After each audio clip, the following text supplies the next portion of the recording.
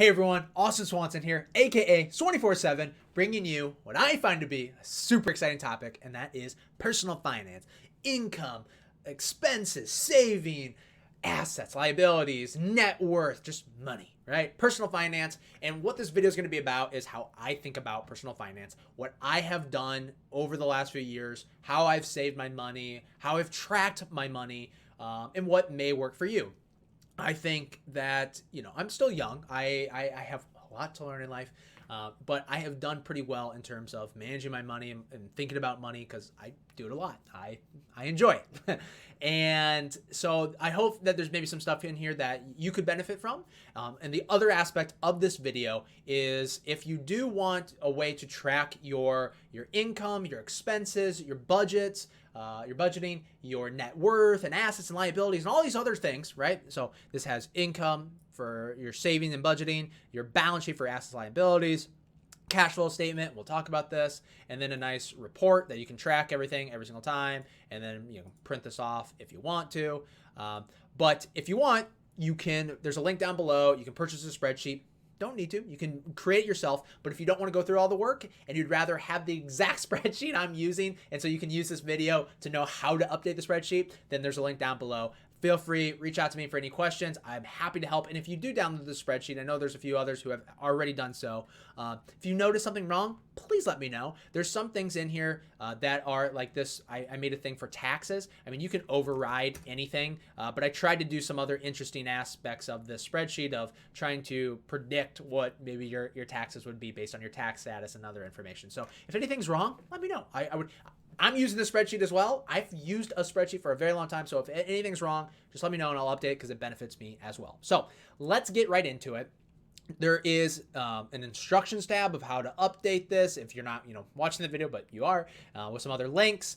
And each tab has this monthly information. What I do is I update it as the month goes on, and then I save the tab off and I'll name it. So we're in July right now, 2021. And so I've saved off, these are all fake numbers. These are not my numbers.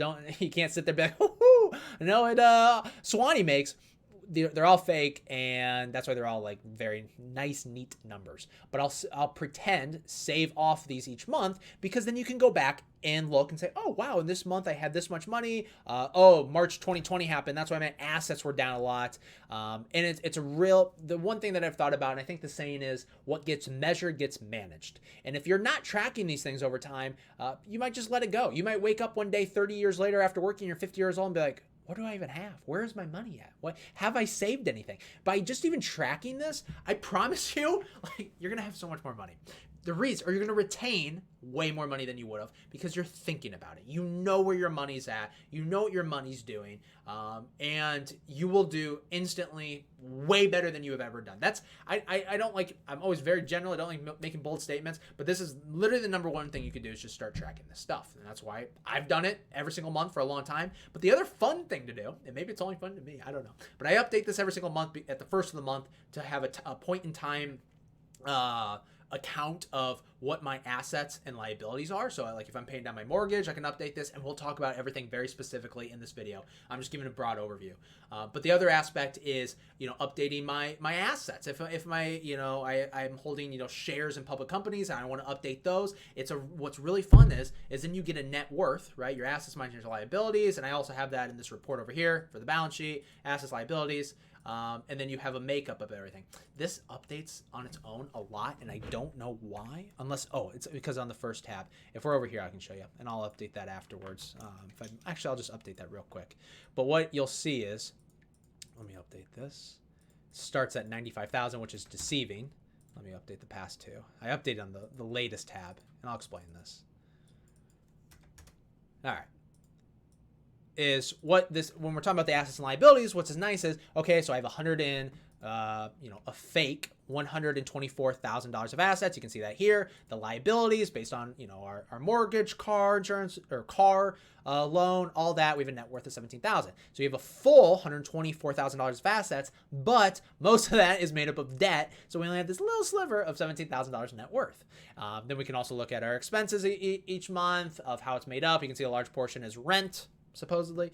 And then of our income, a lot of it's expenses. We're only saving a little bit, but we have an extra amount, so we can do what we want with that. But in terms of why this is what I was saying about being fun is this net worth thing is actually fun to track over time.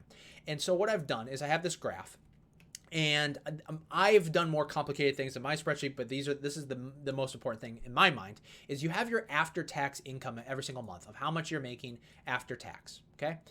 And what you can then track is how much you've cumulatively made over time after taxes. And so one way I think about this is like, in this example, it's like, okay, as of this day, I did a fake, okay, if I made $50,000 for 5 years and then I paid 25% in taxes, this is how much I started with. And then each month as I go on, how much I made goes up, right? And that's what this is tracking, this blue line, cumulative earnings, right? And it's as of this month, it's like, okay, I have in my lifetime, so for this example, I've made $200,000. Okay, well, how much, now I had all that money and I have to, we go back and we look at, this nice little picture and we say, well, obviously, we have so much expenses and we have so much, little savings, and so I didn't have that much money left over. And as you can see, it's like, well, that's why my net worth is small here.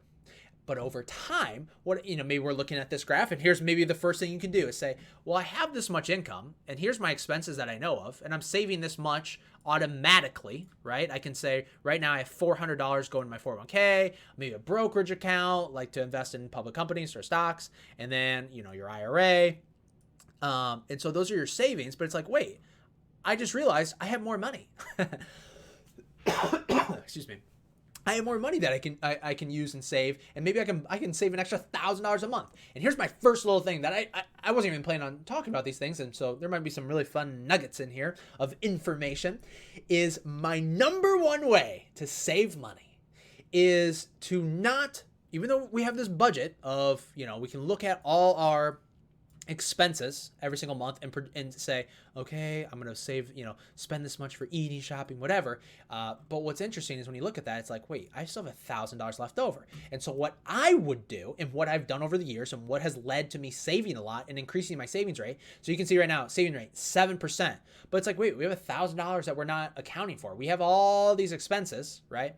And so what I do is then I'd say, well, let me bump this up to $1,400. So now I have an extra $11. I can go to Starbucks or something. But now my savings rate is 25%. Let's go back over that little graph real quick. And I'm going to go through all those little details as more general right now. Now, wow, okay, so we're saving a much larger portion of our income.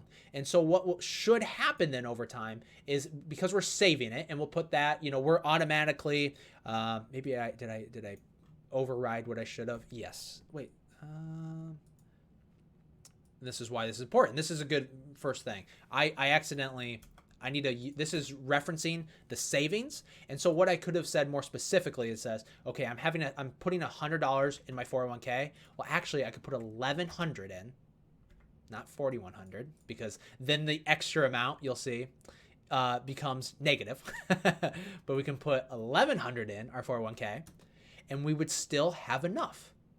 And this is that nugget of information. What I was going to say very specifically now is, I don't focus as much on my budget and how much I need to save. I never sit there and say, when I'm talking with my wife, I'm not like, oh, we can only spend $100 on going out to eat each month or shopping. Instead, I invert it. Charlie Munger, always invert. Or he referenced Jacoby, the algebraist who would say that. What I say instead is, how much can I save first? I don't do the expense, my budgeting, and say how much, what's ever left over I save. Flip it around. I'm going to see how much I can save each month relative to, okay, I know I have this much expenses as a general, but how much can I save? I'll do that automatically through like a 401k or something else. It'll just come right out of my paycheck, so I don't even see it. Out of sight, out of mind, right? Don't even see it. So now it's guaranteed that I save that. I don't go through that willpower of, oh man, okay, I need to, if I save this much each month, we can only spend this much here, going shopping and everything else. That is so hard. So instead, I automatically take out the money. And then it's like, okay, what's left over, right? You have your big, general things that's going to come out every single month, your mortgages, your electric bill and everything else. But it's like, okay, I can play around with this, and now I have an idea of how much I can spend.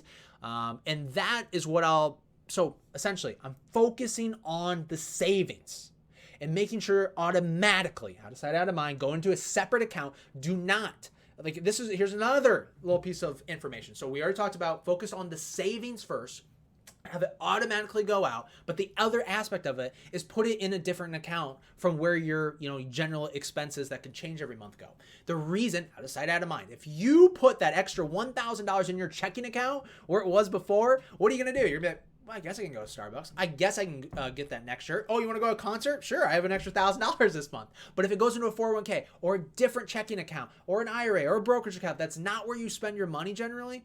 Then it's gonna compound and accumulate every single month. Because then what you'll see is then, okay, my 401k, well then every month when I update it, well, my 401k right here, it's like, oh, next month I'll probably have $2,000. And so my assets are going up. And so that is just such a unique way. And what else I like doing, and again, we're gonna go through this more specifically of how I'm updating, but this is pretty much, this is a lot of information, is let's say, so this is the income statement, and this is tracking my income versus my expenses, and then I have my leftover for my savings, right?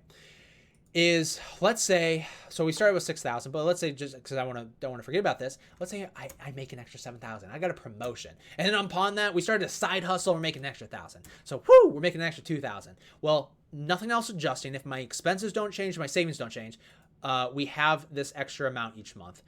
The reason why it wasn't one for one is I think then taxes increased, but we still have an extra $1,300 every single month. I think that's why. So if I go back to 6,000 and then 0, it should be about $11. But as we add 7,000, I mean, you'll see my taxes haven't went up yet. Do they go up to another? They go up, and then that's what's offsetting that. But that doesn't seem right. There's something wrong there. This monthly automatic taxes is working a little funny. I'm going to update that, write it down. But this is one of the things I said. What I do, and this is important, is I was trying to make this really intricate way of calculating the taxes, and I'm guessing something just flipped over, and it's just something's a little off here. Yeah, something's just a tiny bit off there. But what I do is, because I know from my job, I get my pay stub every single month or every 2 weeks, is I know exactly, not only will this change based on tax status, but it changes based on your allowance or what you're actually paying in taxes every single month. And so you can put exactly what you have in here. So maybe that's exactly 1,000. And so then you know how much your after-tax income is. But the important part is as my income increases, and I put it in here, if right away, once your income increases, think of the second they tell you about the raise, you go to the spreadsheet, you update it, and you're like, well, my expenses are staying the same, my savings are staying the same, as of that moment, but I have this extra money. So what should I do with it? Most people in life who are not tracking these things, and I shouldn't say most people, but there are people out there, they have what's called lifestyle creep or lifestyle inflation. They're like, well, I got an extra $1,400. Yeah, let's get that new car. We can get a new car. New house? Absolutely. That new apartment? Sure. Then you can increase that rent. So what you're doing then is, as your income is increasing, you're going over and you're increasing your expenses. But what you could do instead is increase your savings and have it automatically go out of sight, out of mind. Put that in a different account that you don't see, out of sight, out of mind, and boom, you will start growing your money so fast. You won't even know what to do with it. Yes, you will, because you're using this spreadsheet and you'll know, hey, I know I should be putting that in my savings account. And then, this is, gets me all excited, right? I love this stuff. I love it. And again, if you have any questions, feel free to reach out to me. So again, how this is working, what I would recommend with this taxes spot, I probably should just leave this fancy thing of trying to calculate. You should just put in based on what you know, what your taxes are, just overwrite it, put in the amount, but you put in your all your income up here first. And you can change any of these of saying, instead of other income 1, you can say exactly what it is. Put in your taxes. The white, so white cells are automatically calculated. So like this cell is the sum of everything up above. And so you just need to put what's in the yellow. So like this one, I had it so where you can change it. And that's why I was trying to get all fancy. You could change what your tax status was and the taxes would automatically update. I would recommend just putting in what you know for sure is what those taxes are. After tax income, again, it's white, so it automatically calculates. It's taking income minus your expenses. Savings, so this could be 401k, a brokerage account, like a Schwab brokerage where you invest in stocks or public company investments. IRA, you could have your HSA. Savings could be emergency fund or some extra amounts going towards debt. Then again, sums those all up. Expenses, went over too far. You have your housing expenses, your water bill, gas bill, the rent. Maybe you have a second mortgage on your place, car expenses. When I say not debt, the reason, so I have, I wanted to separate these out in terms of your debt payments and car expenses like car insurance and gas. The reason why the car payment is not under car expenses is because when we go down and we calculate the debt to income ratio right here, it is the sum of the debt payments under the debt section divided by your after-tax income. Because again, this is something that I know when I was getting a loan for a home, they wanted to see under like 44, 45% debt to income, meaning, oh, I have quite a bit of room where I could get, have a higher rent or mortgage amount, and as long as that was under my 45% debt to income ratio. But they're looking at your monthly debt amount, and so I categorize that there. So you have your car expenses, you have your debt, student loan, car payments, medical bills, other debt. This is an income statement. And we're doing this on a monthly basis, not annual, so you can track your monthly, your income coming in. And so, if you have a job where it pays twice a month, times it by 2, just put your total monthly amount here. Again, and these are monthly debt payments, student loan payments. We'll talk about the total amount, like your balance of your student loans, or your balance of how much debt you have on your car, in the next section. Miscellaneous, this is where it's going to fluctuate the most each month, and you can track, and something I pay attention a lot to, because it's like this eating out can go from 100 to 1,000, real easily. I mean, these are things that everything else is just kind of automatic going to be coming out. But so this is where, if you're trying to figure out where to save money, it's usually here, because everything else, it's harder to save unless you're trying to say, hey, I just got to pay off my student loans or my car payment and get rid of that monthly amount, and then I can up how much I'm putting in my savings every single month. I love this spreadsheet.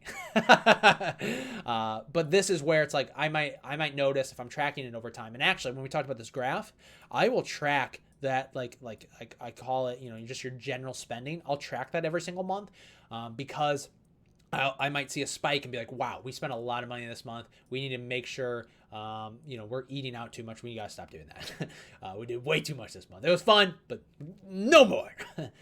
I'm not that crazy. But actually, I'll be serious. I will track this every month, and there was months, I remember pre-COVID, where we were going out and it was like, wow, we had some crazy months, and I said, I don't want to this has been really fun, but we got to be more conscious about this instead of going out for drinks and other food, because it was like a significantly higher portion compared to previous months. And you don't need to do the whole graph thing, but if you save these off every single month, you can go back historically and be like, yeah, this was a crazy month, and that was $1,000 or whatever. We could have invested that. We could have paid down some debt. And so by recording it and being honest, going out through it, like what I do is the first of the month, I update, the next month in terms of how much my assets are worth. But I'll go back to my credit card statements or my bank statements and say, I spent this much for eating out, shopping, and whatever. I'm updating even this every single month in terms of knowing how much I spent, because I can then say, wow, we spent too much. If we didn't have done that, we could have saved that and been in a better position. And by tracking it and being honest with yourself and knowing where your money's going, you can adjust going forward and do much better. That's an important aspect to this. So again, everything in white is calculated itself. We have after-tax income, which is your income minus your taxes. Then you have your expenses, which is the sum of everything in here. Then you have your savings, which is over here. And we're left with 1,400 extra, so we know we could bump this up to maybe 2,400, and then we have an extra 400. We maybe go say, hey, this month I'll buy something else nice. So it's showing we have a debt to income ratio, taking this debt divided by your after-tax income, and then our savings rate. And that savings rate, so a good debt to income ratio is under 50% and a good savings rate of looking at how much you're saving versus your after-tax income is, I would say try to get at least 10% where you're saving at least 10% of your after-tax money. A really good one that people say is crazy, but it's really not. It's trying to save 50%. Again, I'm trying to talk about, like, sometimes, especially personal finance, it's a hard thing to hear. But I might look at this and be like, this isn't really accurate, but it might be like, wow, I have a very high card payment, $500. So just for the sake of it, let's say, so right now our our savings rate is 34%. If I get rid of that car payment, I sell the car, I pay off the loan, whatever. So I have zero. Well, now I have $900. And let's say we get up to 1,000 in our brokerage, just to see what these numbers do. My debt to income is way lower, and I'm saving 47% of my money from that $500. I mean, there was a little bit left over, the extra $400, but maybe I didn't spend an extra $400 shopping and I put it all back here. Again, these numbers are all made up. You have to do it yourself and what actually works, because it's like you might sit there, there's no way groceries are gonna be $100. I get that. These are all just general numbers.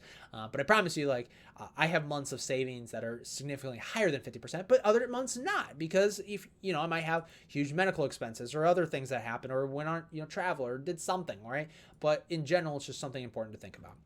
Down here, I try to gray everything out. This is where I was trying to do that that calculation of the taxes, but it's obviously not working. But one other thing I skipped over was this age to retirement. What it is it's taking my age, 26, plus this little number right here. It says 19. And you might be like, well, what is that?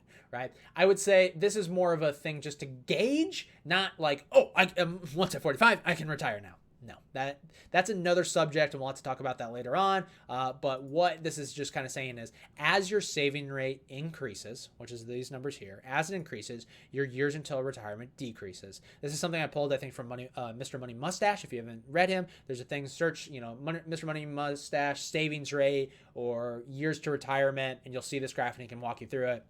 There's good articles on it, but it's mostly just a way of saying, okay, we have a 47% savings rate. So if we go down the graph, 45 is 19. So 19 plus 26 is 45. I'm a math person, apparently. And so we have, sorry, I'm trying to just get everything so you can see it. We have that I could supposedly retire at 45. And why? It's like, no, you can't. You can't retire until you're 65. You can retire early if you save your money well and you invest it well. And the reason why this works is why the more you save, it's meaning, well, it's a function of two things. If you're saving a high portion, it means you're living on less. So if you're living on less, you need less to save. Flip it around. If you have a low savings rate and you're saving less, that means you need a high proportion of your income to retire. And then it's not only do you need a high proportion to live off of, well, then you need a higher amount to save. And so if you can save more, you can build up faster. And if you can live off less, you don't need as much to save up. And so is 45 possible to retire? Absolutely. Is it possible for everyone? It's more difficult than for some, depending on your income, but that's why you track this stuff. You could say, hey, I need to get more income.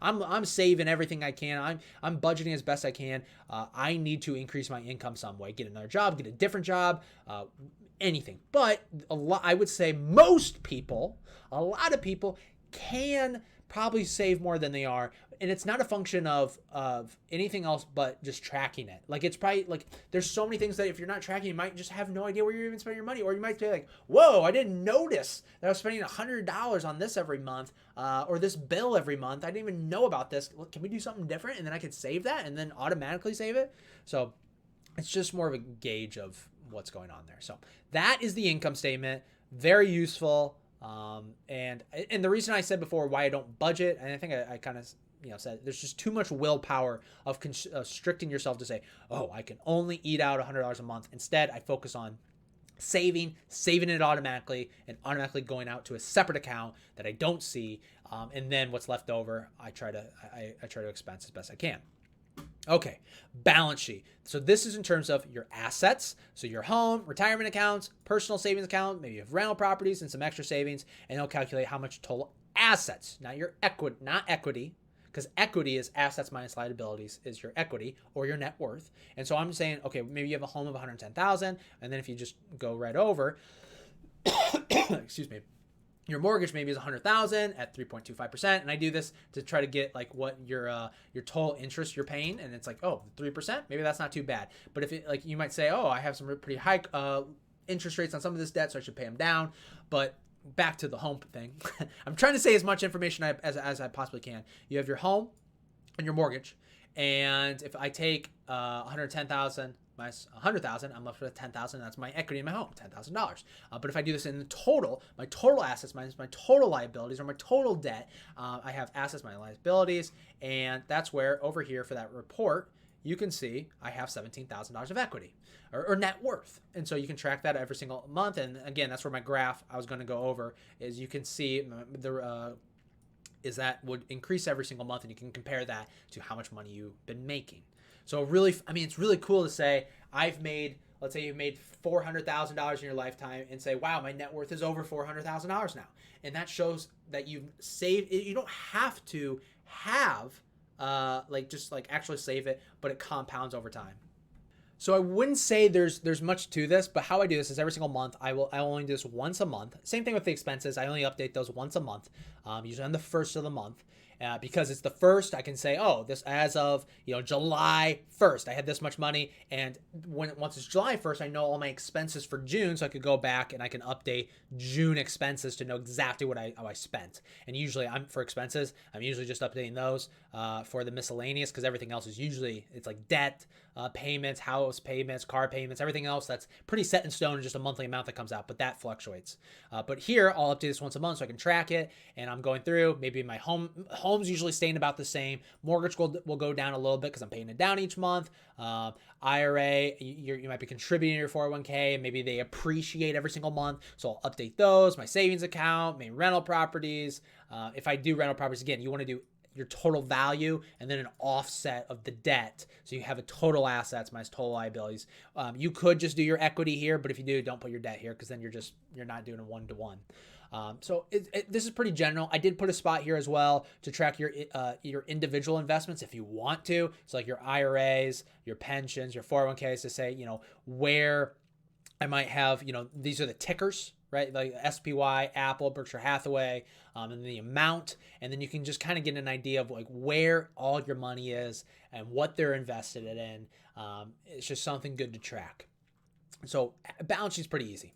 Assets, which are things you own that have value. I don't put car in there because I'm going to hold it for a long time, and it's probably just going to go to zero, probably. And if not, great. I benefit a little bit extra, but I do put my car payment, if I have one, or a car loan, the total loan balance, because it's going to go to zero, but I have to pay it down.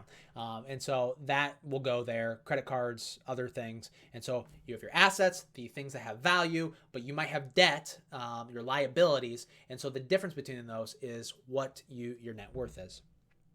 And so each month, as you're saving, if you increase your savings rate, these will go up, and at the same time, you're probably paying down some of this debt every single month. And so you should have a widening effect where your assets outpace your liabilities, and you have a larger and larger net worth. There's not this part's simple. I mean, if you do the income statement right, and you're contributing to your savings right, then these should go up every month. Now, if you want to talk about, oh, well, what do I invest?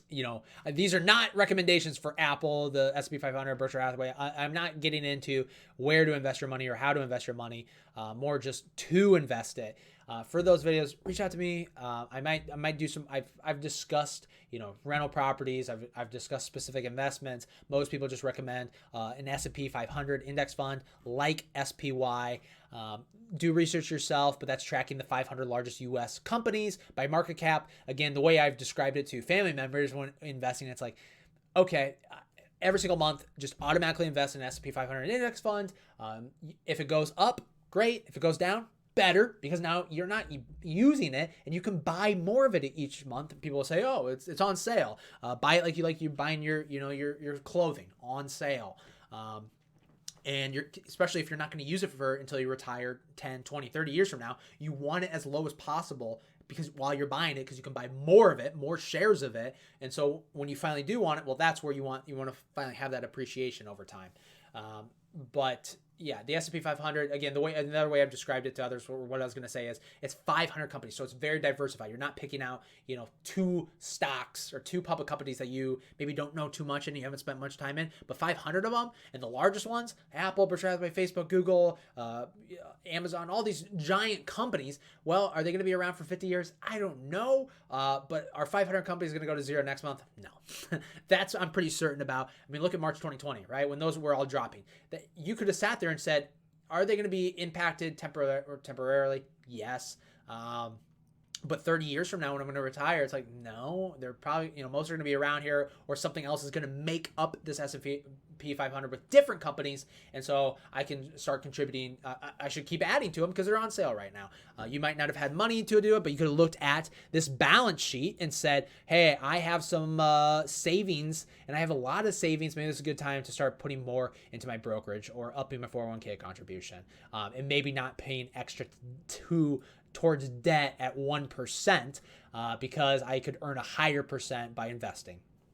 That's just kind of a way that I've thought about this. Another thing is just looking at your interest rates and saying, wow, I have much higher on my second mortgage or a car loan. And so when I do extra amount each month towards debt, don't do it to your low interest rate ones. Even if they're higher amounts, you could put it towards your, high interest rate percentage, because you'll save more money. And yes, there are things like Dave Ramsey's talked about, like the debt snowball, starting with the lowest amounts and going up higher. I've done that and it works very well. So, I mean, there's nothing, again, I would say the more important thing is focusing on the income statement and really trying to maximize how much you're saving, and everything will pretty much on the balance sheet work itself out on its own. Okay, the other aspect of this is the cash flow statement. And I've used this a lot. Right now, this is set up automatically. It's taking your total income and dividing by 2, as if you're getting, 2 payments, or like 2 paychecks a month, and it's looking at your expenses. 3,700 should be, if I go over my income statement, there's your 3,700, and it's saying, okay, you make 7,000, you have 3,700. Right now, I started with $1,000, but what happens is the next paycheck, my savings goes up 3,500. Let me try to make this a little bigger. My savings adds the 3,500, and I'm minus any expenses. And so then it's like, okay, I have 4,500. Well, next month I make 3,500, but I have to pay out 3,700 in expenses. You can get this really nuanced where you make the expenses exactly when they are. You can add more dates. You can, one month I might say, oh, I have an extra $2,000, or I know I have a $5,000 payment coming up for something. So I put in $5,000, and instantly you see this drops down. It's like, ooh, but I still have $2,800, so I'm okay. That is what this is about. It's nice seeing your savings would go up every single month, but how I use this is knowing, oh, I have this big payment coming up. Do I have enough savings in the future? It's one thing point in time to say, do I have enough? But in the future, based on what I spend every month, do I have enough? And I do this conditional formatting with the colors just to show, oh, this is where I have more money. This is where I don't. So maybe these are months that I'm not spending as much. And then this says, what's your minimum of the entire balance? And it's $1,000, because it could get hard to see exactly where the smallest amount is. But that's how I'm using it. I'm projecting out my income and expenses every month, and even within the month. And if I update this every now and then, if I know I have, for instance, we might have been doing something where I had a repair for my home, and it's like, oh, this is a large payment. Do I need to worry about it? And if I do, like, what if this goes, let's say we have a $15,000 roof, right? Whoa, I'm down $4,100. Like, that's the worst I'll have going forward. What will I do? Well, I might say, do I have that in savings? If I don't, well, how many months do I have? Okay, it's going to be 3 months from now that I'll have this situation. So I need to be saving up ahead of time, maybe trim down a little bit before that comes up. It's just a useful thing. Like, this isn't perfect, but it gets you thinking about how much money you need in the future, not just today. I've gained a lot of benefit from it, but it's kind of I don't know, it's not something people really talk about. Okay, we've already talked about this report. It's mostly a summary of everything else, and it creates this nice report that you can just print automatically by just going File, Print. But you have your income statement. It's just repeating all the things we've already talked about, your net worth, that minimum cash flow amount, a breakdown of your expenses. And this is just kind of fun to see. It'd be like, wow, out of my expenses, I'm paying a large portion towards rent and mortgage. Maybe I should have a smaller amount or or not live here or something along those lines. And then how the income's used. It's like, oh, I'm saving a good portion and I have a large and there's a decent amount going towards expenses, but it's not like my income is all expenses. I'm saving a good portion. So that's something nice to look at. So the last thing I'm going to say here, and I know we said a lot here, so feel free to reach out if you have any questions, is each month. So let's say it's now July 3rd that I'm making this video. Let's say that I updated these, and let's just say for the sake of it, just to give a better picture, let's say my 401k is now 2,000 and this IRA, I don't know why I'd have 3 IRAs. Well, a rollover IRA, your wife or your spouse's, your husband's IRA, any of them, that like all as a couple, and I do this so that's another thing I guess I talk about. I do manage this aggregate with my expenses with my spouse. We do this together, and it's really good to track, and it's all our assets. We manage everything together. In terms, I mean, when we dated for 10, 11 years, it was always separate, but we talked about this all the time. And we had separate accounts, and I guess we still do. I don't really think we have we do have one joint account, but we don't really, it's not how I think, right? I'm thinking in terms of this. This is what matters. You can have your own separate stuff and do what you want, but manage it, think of it together. And then it doesn't matter where the accounts are because you're looking at it as one in one area. That's how my head works. And maybe I'm not explaining that. I mean, people will really think oh, do you have your own joint account? And if you don't, maybe they're doing something you don't know about. Well, if they have separate accounts, but you're doing this together, then it doesn't matter, right? Because then let's say you have multiple savings account in the savings section. You have one and they have one. And you notice the next month it's their savings went from 1,000 to 500. And you're like, well, where's that going? Well, we can look at our expenses. Oh, you spent $500 on video games. Well, that's a little bit too much. And we want to maybe, if you're spending that, next month we need to up $500 to our investing account so we can contribute more there. So it doesn't matter what they're doing in that account. This is where you can look at everything, and they can have their independence if they want in a certain account. But I don't know. I'm not trying to get into anything more deep than that. But I would say my wife and I have a very strong relationship because we've always been very open about everything, always talking about it because, they always say, that's one of the big reasons why people fight is because of money. But if you're tracking this in a spreadsheet like this, I mean, when you start thinking about the cost, it's oh my God, this is nothing in relation to not only should this help, save a lot more in the future, but more so in the fact that it could save, other problems by just tracking, being open about what's going on. So that's getting too deep for this conversation. Moving on. So what I do is, we save that off, but what I would do is I would say I would right click, do move or copy. I'm going to copy it and I'm going to put it before June 21st and I'm going to rename this. This is exactly what I do every single month, and I'll name it July 2021. Okay. There's a graphs tab. I know I'm covering it, but I go to this graphs tab. And what I do is we have up here the date, after tax income, cumulative earnings, net worth. What I do is I select all these. This little bar at the bottom, I drag it over. And right now, what it does, it's looking at June 21st. It's all June stuff. And I'll change this date. Usually this will automatically update, but I'll do 7/1. And then what I'll do is I'll highlight these. You can do this manually, but I'll say instead of June, I want it to say July, and I'll replace them all there. Sorry for that loud noise. And what we can see, my after-tax income increased this month because we were messing around with it a little bit. Our cumulative earnings went up because, it takes our previous earnings plus 7,000. So in our lifetime, we've made $206,000 in this example. And now our net worth is $2,000. And what you can do is you can take these graphs and you can move these over like this. And I do this literally just like this every single month. And it's the one little aspect that's not, I haven't really found, there's probably a really easy way in Excel to do that automatically, but that's just how I've done it for years.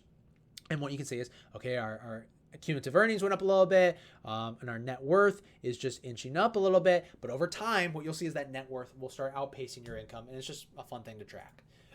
So that is my spreadsheet. You got a little into my head in terms of how I'm thinking about how much, instead of savings, or how I save instead of really budgeting. I'm focused on the savings aspect, how I'm tracking my assets in aggregate as a couple, and then how I'm projecting out my income and my expectancies in the future, and how I might have to worry about if I have too low amount, how I need to pull that from somewhere else, or at least be thinking about it, how I'm thinking about my savings rates, how I can increase it if it's too low, my net worth, my expenses, everything.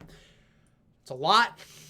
Doesn't seem like a lot. I could talk about this forever. So if you want to talk about it more, feel free to reach out to me. Leave comments down below. Reach out to me on Twitter. I'm pretty active. I'm really active there. So I hope you enjoy this video. Again, first link down below will be a link to this spreadsheet on how to think about personal finance, or the spreadsheet of tracking exactly what I've done here. I hope you enjoy this video. I hope there's something you got out of it, and I hope to see you in the next one. Thanks, everyone.